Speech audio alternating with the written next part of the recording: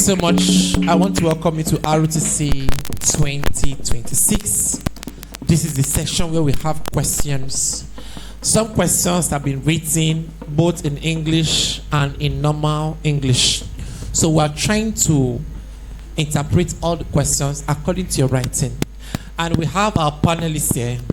I would have them introduce themselves to us once again, and we know who to ask the question based on what they have taught us today. So please, let's start from you. Good evening, everybody. My name is Prince Alabaster. I'm the pastor, a resident pastor of the church, and also the proprietor of Privy Star School. Sir, some of these people don't understand English. Please take it slowly. Good evening, everybody. Yes, sir. My name is Prince Alabaster. I'm the resident pastor of the church, and also the proprietor of Privy Star School. Privy Star. Thank you, sir. All right, next person. Okay, my name is Olamide, and I'm the coordinator of the teenagers in my church. All right, thank you, sir. Thank you. Which church? Okay, this church, Leading Edge. All right, sir. My name is Bralado Jogojo, and amongst many things, I love teenagers. All right, thank you so much, sir. And we know the landlady, no need to introduce herself. Okay, so the first question on my list is, if someone asks you if you like him, what should be your answer? I like to plead with our panelists, please straight to the point. If someone asks you if you like him, what should be your answer? Prince. Okay. If someone asks you if you like him, there are certain things that you should know. There's a point when someone asks a question, you can know the interior motive, or if the person is just platonic. We all know these things. We sense it. Do you like me? Yes, I like you as a person. Be as explicit as a person. But you can ask the person, what exactly do you mean by like? What exactly are you trying to point out? So you know. And if the person tells you something that probably has to do with romance, and you know that you're not ready for it, please tell the person, I'm not ready. My son is here. He's amongst the people I brought. And he said something some time ago. I was not even to me. And he said, I'm not ready to date until I'm 18. I never spoke to him about that. My wife never spoke to him about that. But he said that and he was big to us. He was like, oh, wow. That means whatever we are doing, we are getting it right. So I believe that when people come up to you in that direction, ask for the purpose they're actually asking it and be as direct as possible. And if in some way that you get confused, look for someone you can talk to about that kind of Thank you so much, sir. Thank you. Please put your hands together for Mr. Prince. Okay, sir. Do you have anything to add to it, sir? All right. Okay, so this question goes to you, ma. Ma, how can one meditate on the word of God? 1. 2, if we are praying to God about something and it has not been done, does it mean that we have done something to offend God? Okay, so the answer is very, very simple. Yes, very, very simple. So let me start from that question too. Okay. All right, so you have been praying to God about something, but you've not gotten the answer. Every time you pray to God, God hears you. And the answers are in 3 ways. Is either saying yes, he's saying no, not now, or he's saying you don't need it. Because he has your best interest at heart. So he won't give you that thing right now. Just like a little child praying for a aeroplane or jets. Of course, God won't give that child. It might be your future, but right now is not the time. Do we understand? So now the first question is, how do I meditate on God's word? It's easy also. Start every day. In fact, the best book to start with is the book of John. Start from the book of John. Every day, read at least a chapter. It will minister to you. And as you're reading, write what stands out. In the beginning, God created the world. He created the heaven and the earth. Yes. Now, start writing what stands out for you. Like, for example, you read the full chapter. What is standing out? Ask yourself, what is standing out in this chapter I've read? Write it out. Tomorrow again, as you are reading, something will stand out. Write it out. You see, God begins to speak to you when he sees that you're open and you're ready And committed. Yes, and you're committed. You know, you're doing it every time. God begins to speak to you. That's how you hear God. Thank Yes. you so much. Thank Thank you. you. Can we please put our hands together for our speakers? Put our hands together for our panelists. Thank you. Okay, this one is going to Brolado. Okay. How should we crush the crush before the crush crushes us? 1.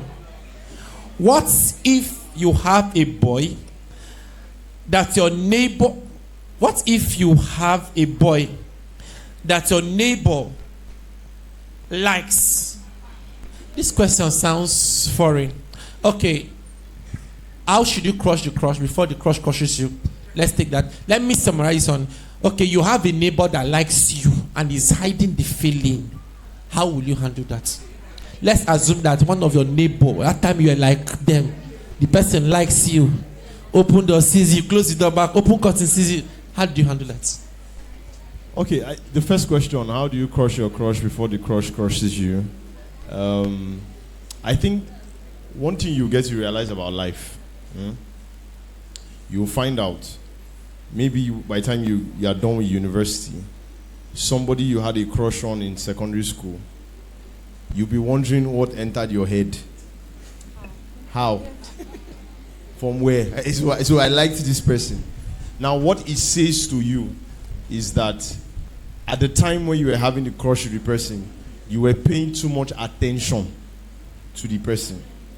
The way to starve things that have to do with your feelings is to pay less attention.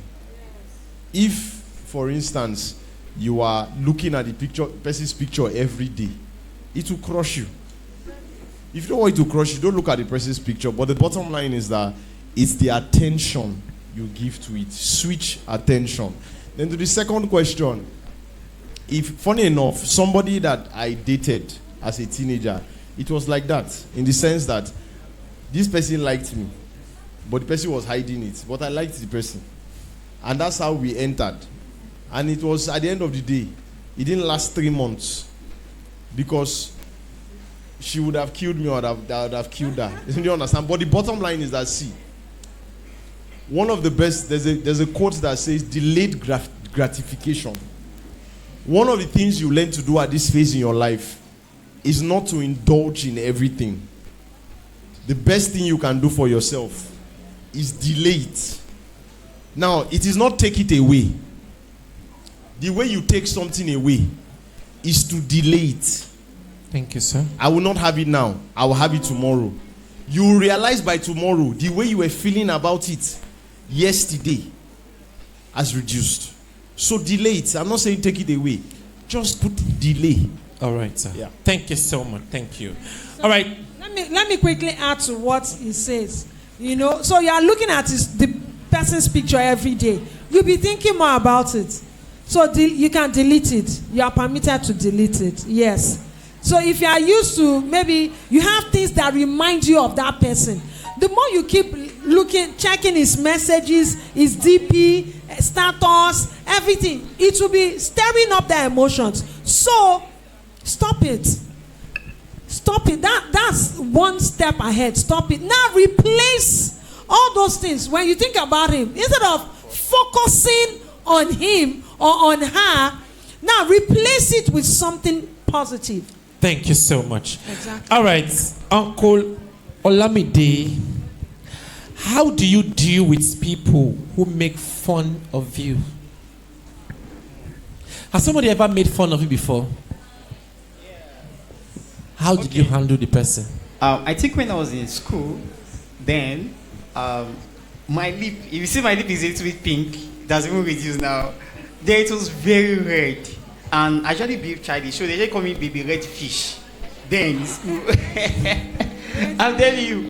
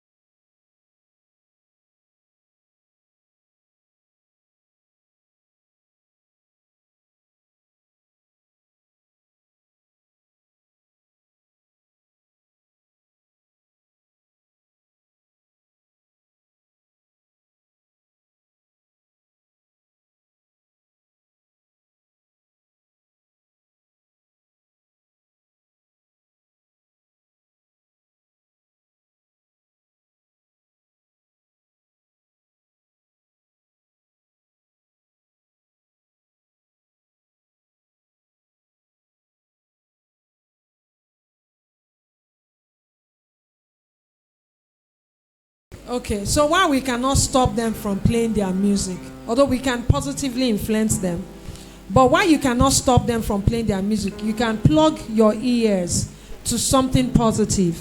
Whenever they come to your space also, ensure you are playing something positive. Because like supermarkets now, they are playing general music, all right? So if you are that kind of person that walks there, anytime anybody says, oh, can we borrow your phone? Let it be something positive that will come out of your phone. Let it be something positive that will come out of you. And so gradually you'll be influencing them. Take a scenario of one day I was having a training with some teachers. And I said, oh, quickly, let's play these songs, Christian songs, danceable songs, like I'm a soldier, waiting for, I expected that one of the teachers would say, okay, in that school, one of them was okay, I have it on my phone. No one had any Christian danceable songs. I mean, what are we going to point to these children?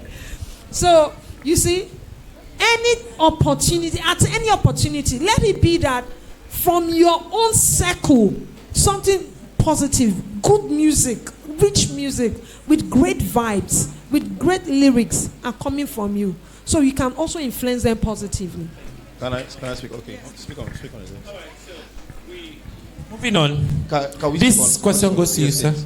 Let me speak on this, and we'll also speak on it too. Like what Mama was saying, do you know that secular music presently, I cannot sing a lyric of any secular song, because even if I am in the environment, I only hear the beats, but I can't understand the lyrics. Why? Because over a period of time, I have programmed myself to only listen to a kind of music.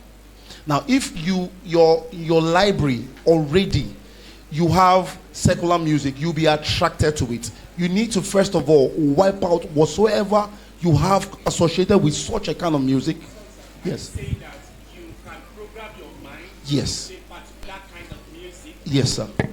I'm speaking from, there are songs that ring now that are like, I can't hear what they are saying. I don't know. I don't know why. Even the lyric. The lyrics. Like, for example, let me give you an example. The Davido song right now. I do not hear what they say because my spirit and my connection is not to it. But if the Nathaniel Bassey I'm passing here, Nathaniel Bassey song, I pause. My attention goes to it because that's where my heart is. Man of God, I don't know what I'm talking about here. Okay, so I would, first thing I want to say first is that because of what I want to say, so don't think that maybe walking in a place that they play music is a sin. Do you understand? It's not a sin. But I will say this, based on your stage where you are as a Christian, if it is something you are struggling with, if it is something that is affecting your conscience, I think you have moral grounds to stop walking there. It's just the truth. I know people that don't walk in places where they sell alcohol because they know what they were struggling with. I can't be selling it. Their conscience can't permit them. So they would rather not walk there. It's not that those that walk there are sin, but it's just that, I am guarding my conscience. So you can make that decision also apart from all of this, yeah. All right, so this question can be answered by anybody. And this person should please see her mommy at the end of this meeting. I gave my life to Christ a few weeks ago. Before then, I have been stuck in an addiction. After giving my life to Christ, I thought my addiction would be broken, but it hasn't, and I don't know what to do. This person needs advice. First, let me congratulate you on the first step. That you've given your life to Christ. I'm happy for you. That you recognize that this addiction is dangerous and can kill you. I'm grateful for that. Now, let's take it a step further. You have to set systems around your life that will help you stop falling into that negative habit or addiction. So take, for example, you have discovered that you easily watch pornography. Delete the app. Better still, download Block X on your phone. It's an app that stops any dirty thing from coming to your phone. Your phone won't even be able to browse all those sites again once you download Block X. Yes. Do you understand? So whatever it is that is feeding that addiction, you have to kill it. You have to remove it from your sight, take it away, delete it from your phone. Whatever is feeding it, it might be musical, it might be pictures, whatever it is, delete it. If it's somebody that anytime you are together with that person, it's like you are feeding that loss, you are feeding that addiction, then cut ties with that person. Very, very important. Now, number 2, you have to stay accountable. Go to the pastor of your church and say, Pastor, or your youth pastor, or your teams coordinator. Go to that person and say, sir, I'm struggling with this thing, I need help. Now, you are accountable to that person.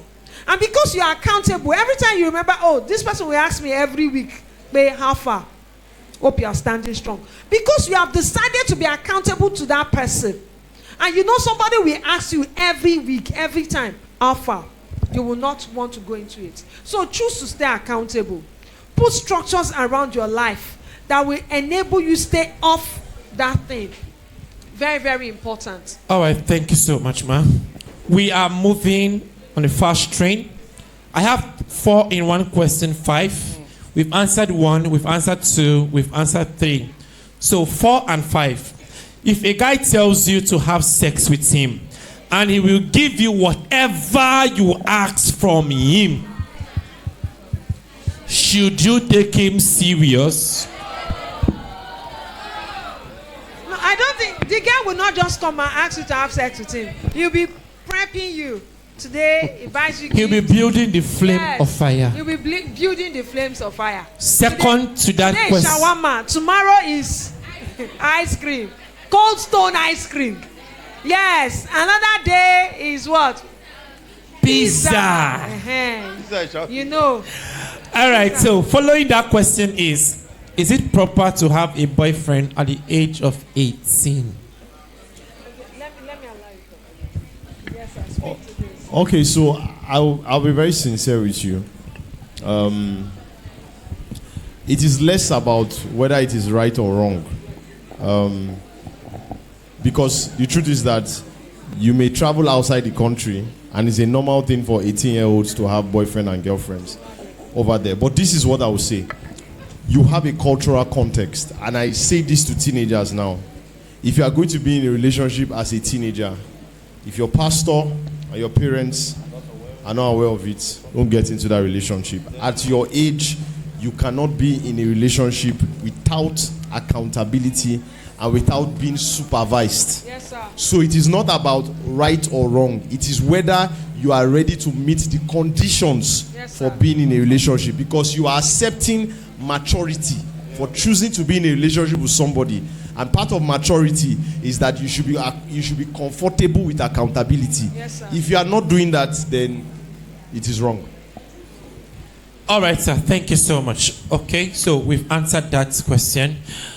And this question sounds interesting. I am 16 years old without a breast, and my classmates insult me because I have Why flat are you chest. laughing? It's a serious case, sir. It's a serious matter.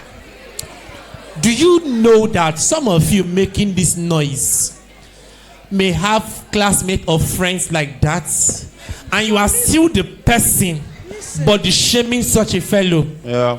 Do you know that it is only when they catch a thief that people know they are thief? The thief will also call a thief a thief. So you are shouting now. Some of you will do that to same person. So this person is 16 years. Yeah. The chest is flat. And the persons are like, at your age, you should be using bra. But it's not possible. What do you advise, sir? I want to say this. Everybody listen.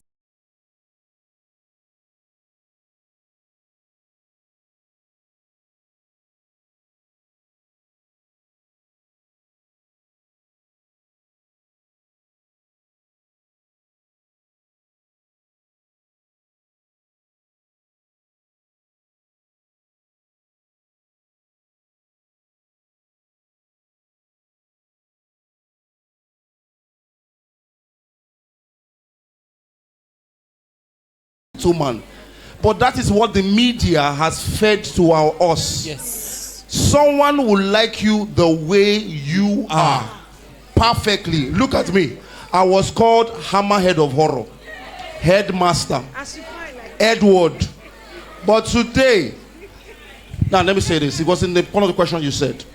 If a young man walked up to me one day and said, "Why are you always frowning?" Because that was the name they always called me. Headmaster, Headmaster. I had big head. And my body was not matching with my head. And the boy walked up to me and said, "Do you know you were very fine?" It was not just my senior. He said, "Do you know you're a very handsome guy?" That was the first day I went to the mirror to look at the mirror and look at myself. Wow. All this while, I felt I wasn't right. My head was not perfect. And I walked up to the mirror and I looked at myself. It was then I discovered I even have pointed nose.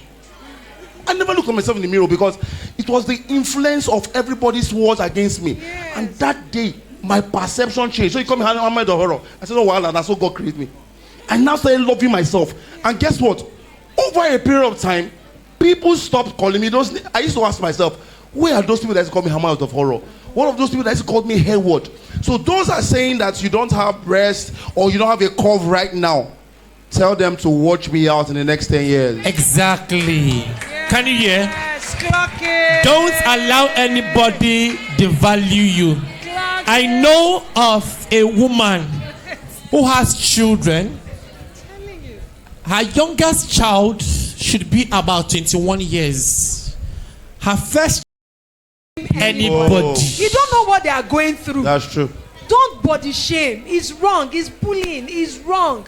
Don't body shame. That's how God created them. With time, everybody grows differently.